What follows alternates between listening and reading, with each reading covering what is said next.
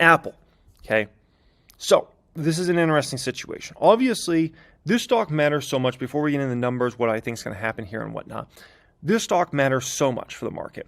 And the reason being is this is the last big tech company to report, okay? Meta already reported, Google already reported, Amazon already reported, Microsoft already reported, Tesla already reported. All the biggest big dog companies have already reported. Apple's the only one that hasn't. And so much pressure is on Apple stock in terms of if you think the market's going to go up, the market's going to go down, there's so much pressure on the stock. Because if they come in and report bad earnings or bad guidance, is going to leave a sour taste in the entire stock market's mouth for the next 2 months. 2 months, okay? Because that's what everybody's going to remember is, wow, remember Apple's numbers. Now, if they come in and report solid numbers or even good numbers, then, it's off to the races in terms of the market from there. Because then you got through all the biggest of the big dogs that moved the market. And so if we got, now I don't know if that's the situation. We'll get into the numbers here in just a moment. But you got to understand, this is the fate of the market in the next 2 months. It is not Jerome Powell. It is not the Federal Reserve. For the next 2 months, it's going to be dependent upon what happens in Apple earnings this week. Because that will be what either, puts a sour taste in everybody's mouth or everybody says, okay, that's the big dog. All right. Now, in regards to Apple, there's a lot of people that could be making a mistake here. Okay. Because everybody saw Meta go up massively on earnings. Okay. Amazon went up massively after hours on earnings. Then they got into the conference call and the stock went down slightly.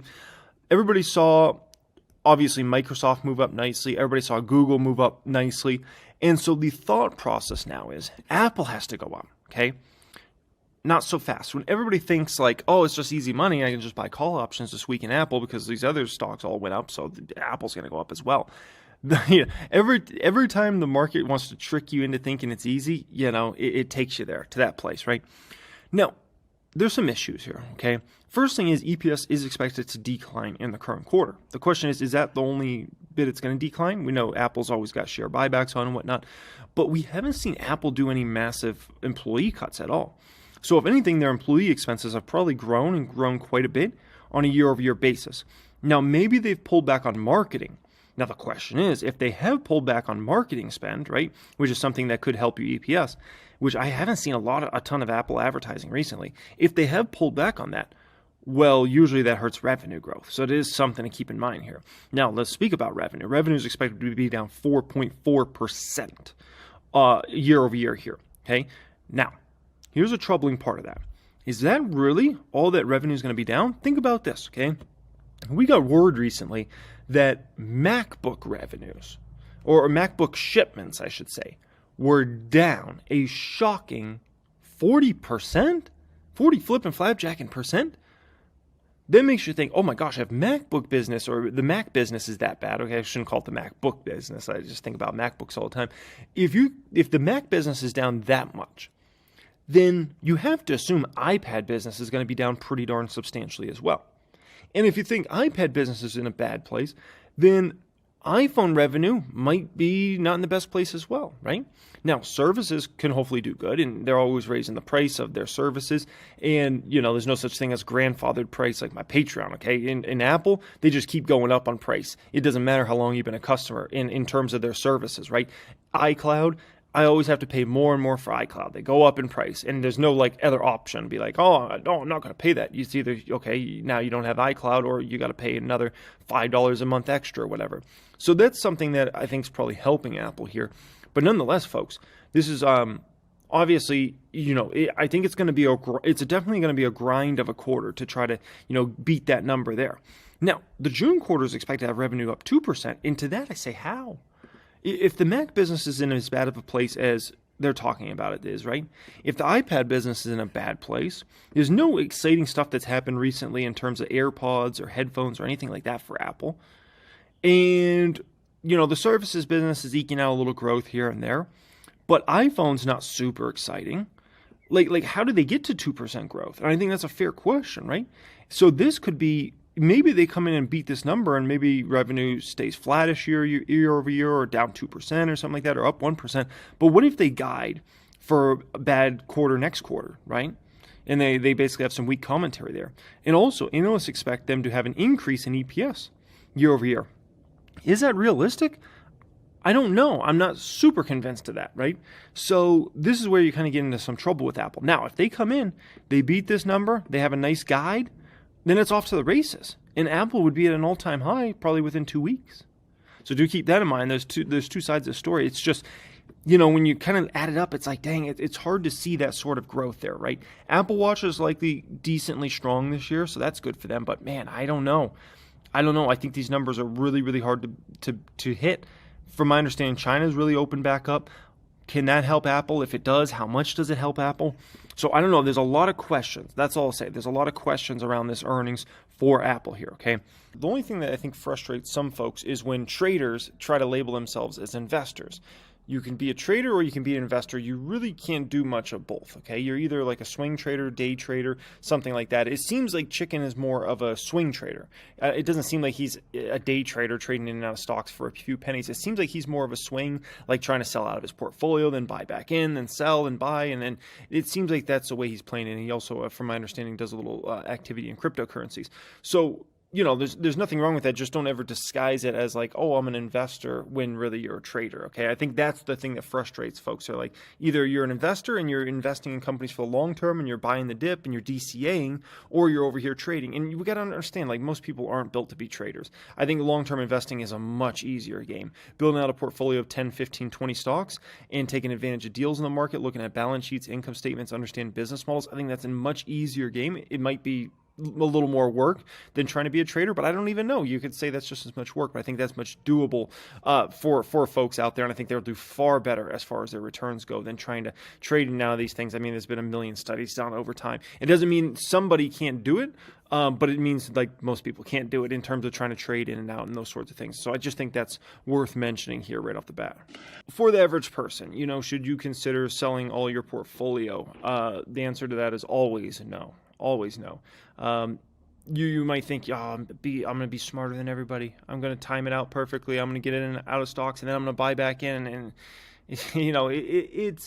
it's exciting to think those sorts of things, right? But it's much harder in reality. And no one really does it. Let's just be honest. Plus, you have tax implications that are at play as well. And I'm not, once again, Chicken can do whatever he wants, but just for the masses out there to try to sell in and out of your portfolio is just it's a crazy strategy. That's all I'll say about that. Take advantage of, always have more income than expenses. That's key with investing, right? More income than expenses. Always be ready, have some cash around, be ready to buy if there is any major dip. If the S&P 500 goes down 20% the next 3 months, okay? 25%, whatever, 30%. Do you have some money that you're always going to be able to buy with each month? I think that's one of the most important things, right? Are you hedged? You can have some hedges on, right? If the Dow and the S&P go down 20% in the next 3 months, I'm going to make a fortune from that because of my hedges I have on. I have calls on SDOW. I have some SDOW straight up. I have some SH. So my hedges would print money in a scenario like that. So there's ways you can participate in the market and have some hedges on that just in case the stuff hits the fan and, everybody's right, which everybody's making these predictions about, but they have been making these predictions for for the last, let's call it 6-9 months now, right? And just watching the market go up and up and up further. Everybody's making these predictions about doomsday. And it's like, I'm not even scared of that because one, I can always buy the dip. Two, if the market tanks in any major way, I'm going to make a ton of money on my hedges. And then I can flip those into like stocks at silly prices.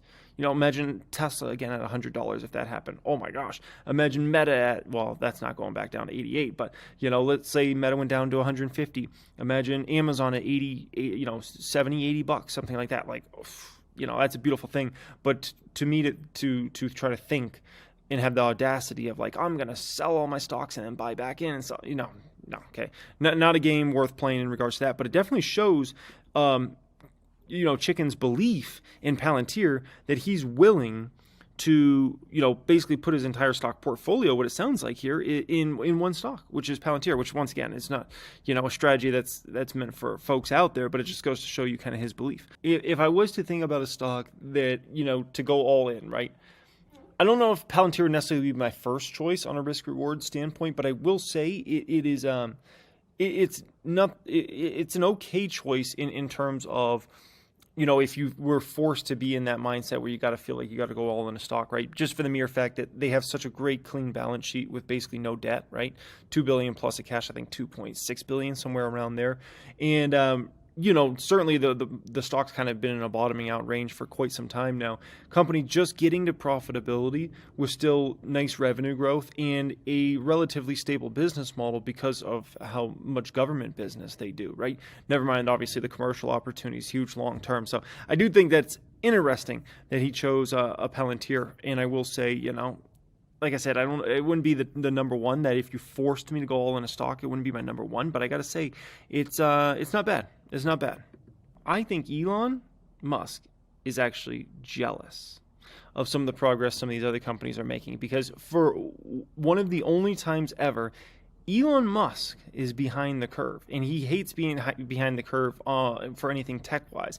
And I feel like he wants to slow everybody down so he can hopefully jump ahead. Because if you know Elon, like, he's led on electric vehicles and obviously, amazing battery technology and solar technology in terms of his companies, right? You think about what SpaceX has been doing. And I'll be honest, Elon Musk has an ego. If you have never seen Elon Musk's ego before, you just haven't been following him well enough. He absolutely has an ego, and I've seen it especially with SpaceX and competing against Bezos and stuff like that. Man has a big ego, and I don't think he likes it. That he is, for once, actually, I don't want to say odd man out, but he's behind on anything he's working about, and he's trying to get this company up and running that's going to explore more into AI, right? And obviously, Tesla's done some phenomenal stuff as far as, for self-driving, using AI to have the vehicle make decisions and things like that. But at the end of the day, I think he understands that he's behind in this game. And for a man like that, he doesn't want to be behind on these epic technology projects.